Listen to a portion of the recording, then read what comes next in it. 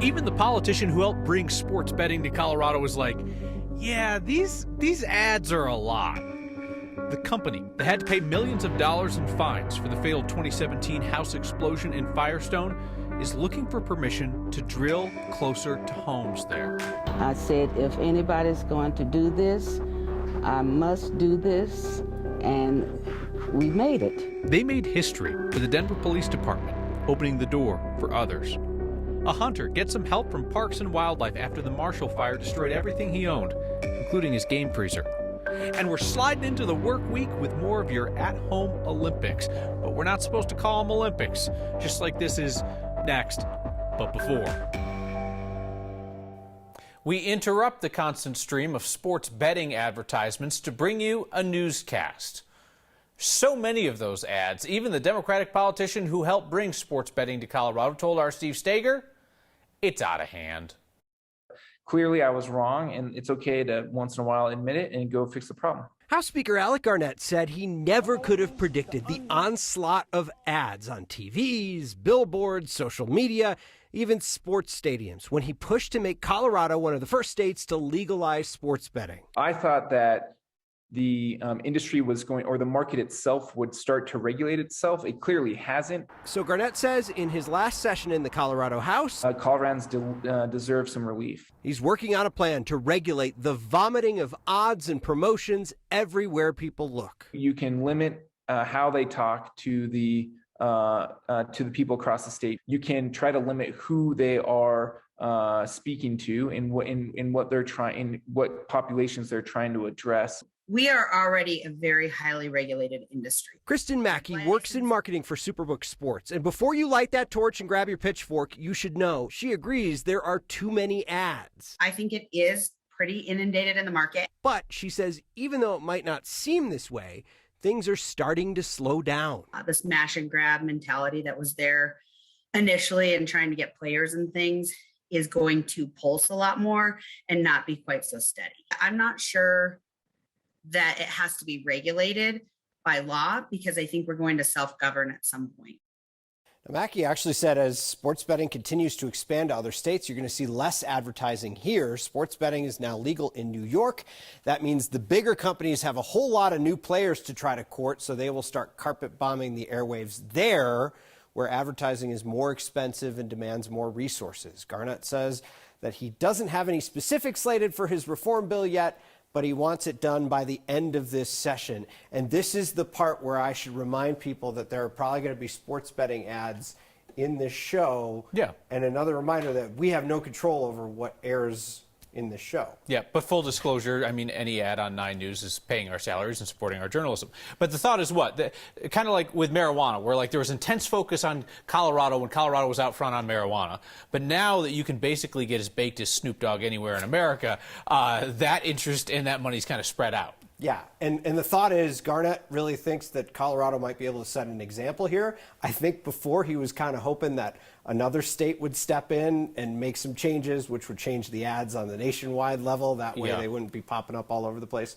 So I think now he's waited long enough and he's decided it's time to actually try to do something to maybe cut down on it just to try. I figured once everybody signed up, they'd stop advertising, but there must be somebody who hasn't signed up yet. All right, well, thank you, Steve.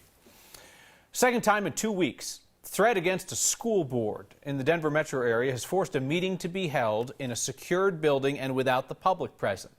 The Cherry Creek School Board will live stream tonight's meeting without an audience after what the district said was a bomb threat from somebody with a criminal history. Jefferson County school leaders said that they had to lock down a public meeting last week after a threat from an anti-masker. Colorado's best-known election rigging conspiracy theorist says she's going to run for Secretary of State, the job that oversees Colorado's elections. Mesa County Clerk Tina Peters joins the Republican primary 6 days after she was arrested for scuffling with police officers, executing a search warrant in a felony investigation about whether she lied to a judge. Peters' smiling mugshot is so good it may just make it into her campaign materials. She is currently knee-deep in a couple of different investigations, more than she has knees. The misdemeanor charges for mixing it up with police officers. There's the felony investigation involving lying to the judge. Then there are local and federal investigations into the breach of her security system and for voting systems, where information was then given to conspiracy theorists.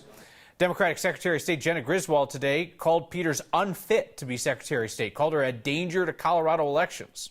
First, though, the primary, and there's another Republican in it, Jefferson County Clerk Pam Anderson, who has broken with her party and pushed back strongly on election fraud lies.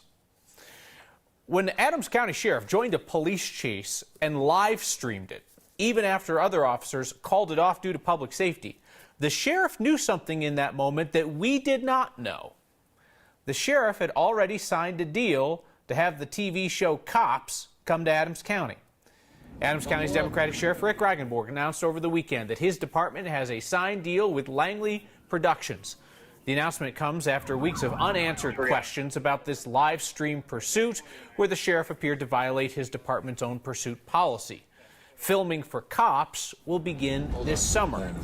Cops, after a long TV run and a lot of criticism about what televising policing does to communities, was canceled by the Paramount Network in 2020. That was shortly after the death of George Floyd at the hands of police. But Cops came back last year on a streaming network called Fox Nation. The Adams County Sheriff's Office has appeared on Cops before, back in 2017. Denver Police Department was on Cops like way back in the day, like 1992, 1993. The company that paid a record fine for an oil and gas explosion that killed 2 people in Firestone wants to keep drilling in that town and drill closer than the 2,000-foot setback that's currently allowed around homes.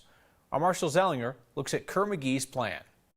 Oh, I like it all. I like Long's Peak. The view from Bill Frost's back patio in Firestone is clear, and for now, unobstructed from potential home development. I'm for the oil because a home would block my view of the mountains. Kerr McGee, a company controlled by Occidental Petroleum, wants to drill in Frost's view of the mountains. His home is one of 87 that would be within 2,000 feet of the operation if a waiver is approved by the state this week. The closest home would be less than 800 feet away. Losing this view would be way more harmful to me than an oil field 2,000 feet that way. He should talk to some people that are actually experiencing oil and gas development close to their homes. Mike Foote is an environmental attorney and former Democratic state senator who in 2019 sponsored Senate Bill 181, particularly after 2 people were killed in an explosion in Firestone from an abandoned severed gas line operated by Kerr McGee, which led to a record $18 million fine. For the residents of Firestone that went through a very difficult time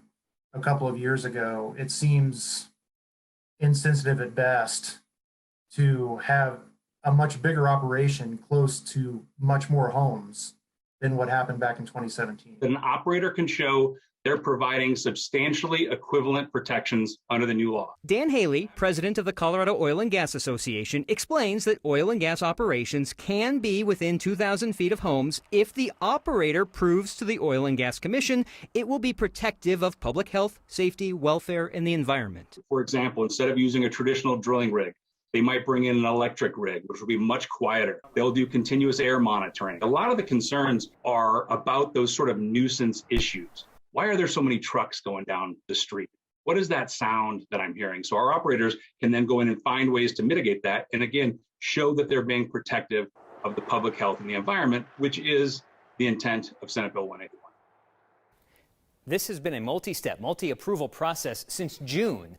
Firestone first had to approve this, and then the company had to engage the community. Ultimately, this waiver to be closer than 2,000 feet, Kyle, has to come from the state. And so, I mean, they set the process up with a waiver, so it's 2,000 feet for safety, unless you ask and we're cool with it. Right, and this is rulemaking, and this is a topic that you're going to have to start getting used to because we deal with this now with oil and gas. We're dealing with it with elections.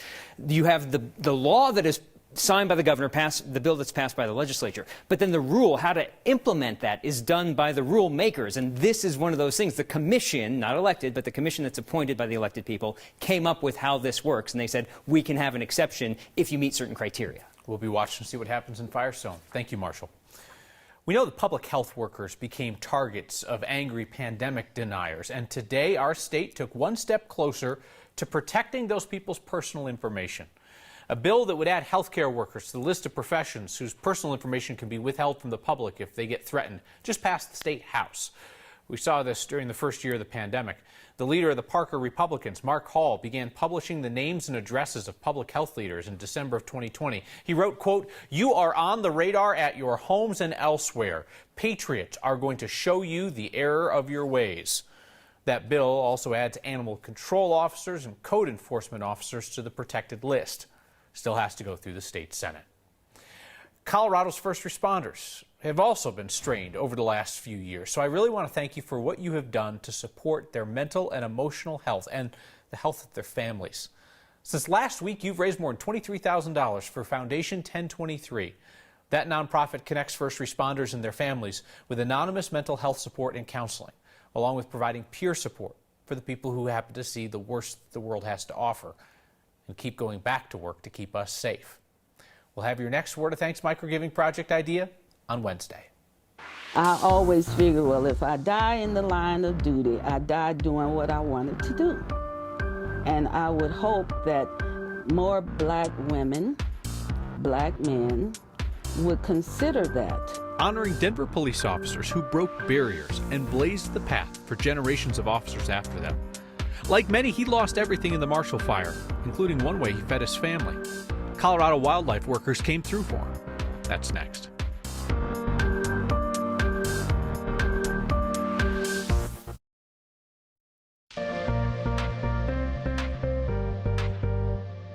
Happy Valentine's Day. How about a day like this with sunshine in February and temperatures close to 60? We'll have this again tomorrow ahead of a Wednesday storm and chance for snow. Accumulating snow likely, but between now and then we'll look for temperatures some 15 degrees above average.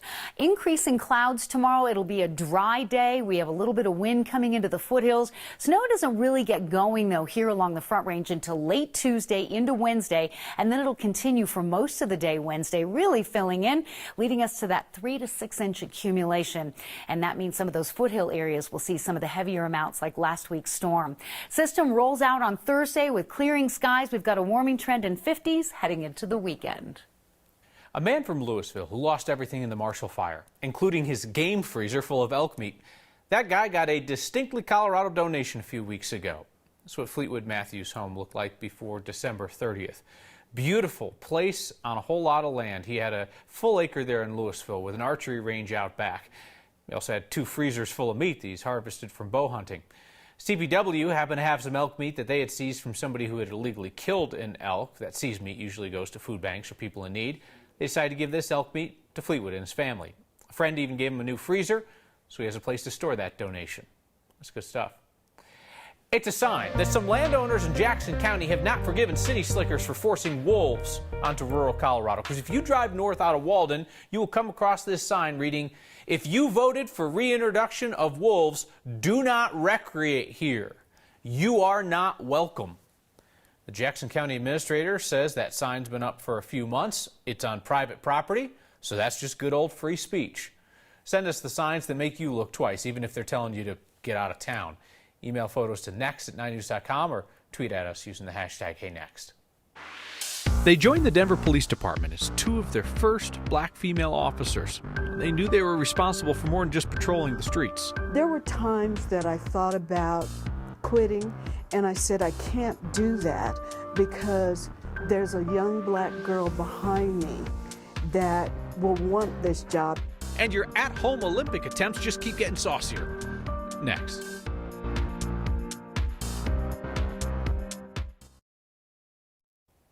For some, making history means standing up for what's right.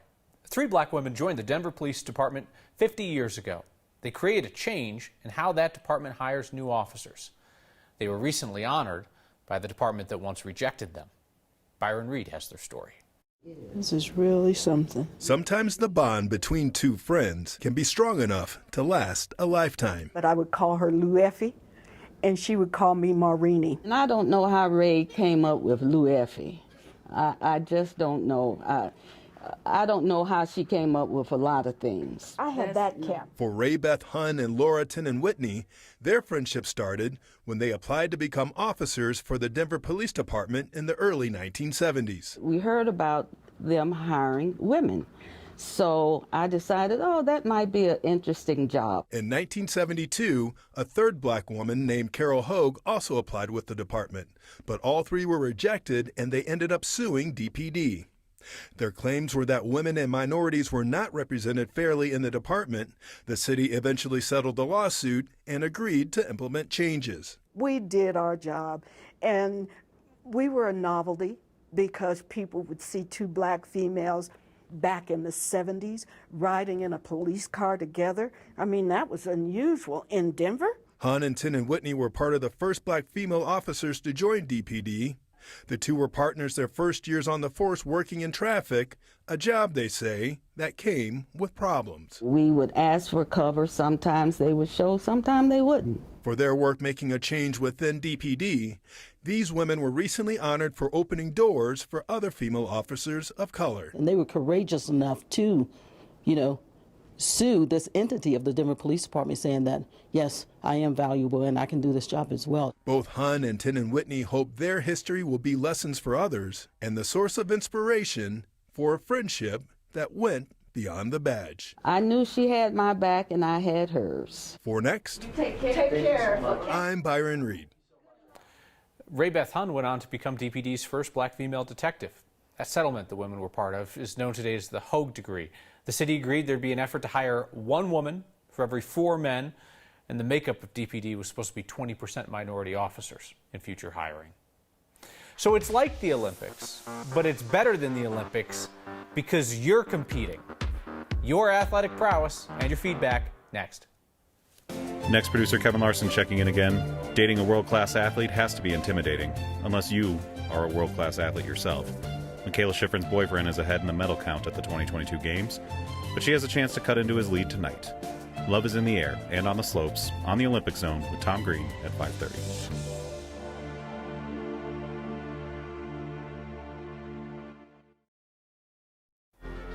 If you've ever watched curling or figure skating and thought to yourself, I could probably do that, well then prove it with our new segment called Colorado's At-Home Olympics, but not the Olympics, because if we said Olympics, then they could sue us.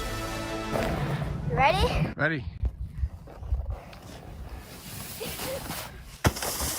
No tire! That's an Olympic effort right there. 8-year-old Ellie catching big air at her grandpa's house in Breckenridge on Sunday. Grandfather Ken says this is what they call the saucer jump. I don't have an official measurement on this, but I believe that is a new world record for sure. Kelsey and her mom Pam don't limit themselves to one event when they are doing their homemade Olympics. They sent us a bunch. This is their ice skating routine, minus ice or skates. They're also great at the double luge, which is actually not as uncomfortable when there's family members involved than what we normally see on TV. I also think that's a skateboard. But yeah, anyway. Next event, what do we have? Living room hockey. Yes, that's difficult right there. Steve Stager says that may or may not have been a legal hit. Not clear. Again, no ice, no skates. You don't really need those because, again, not the Olympics. Send us your own at-home Olympics. Next at 9news.com is the email for that. Michelle writes in with an interesting question tonight about Tina Peters' announced run for Colorado Secretary of State.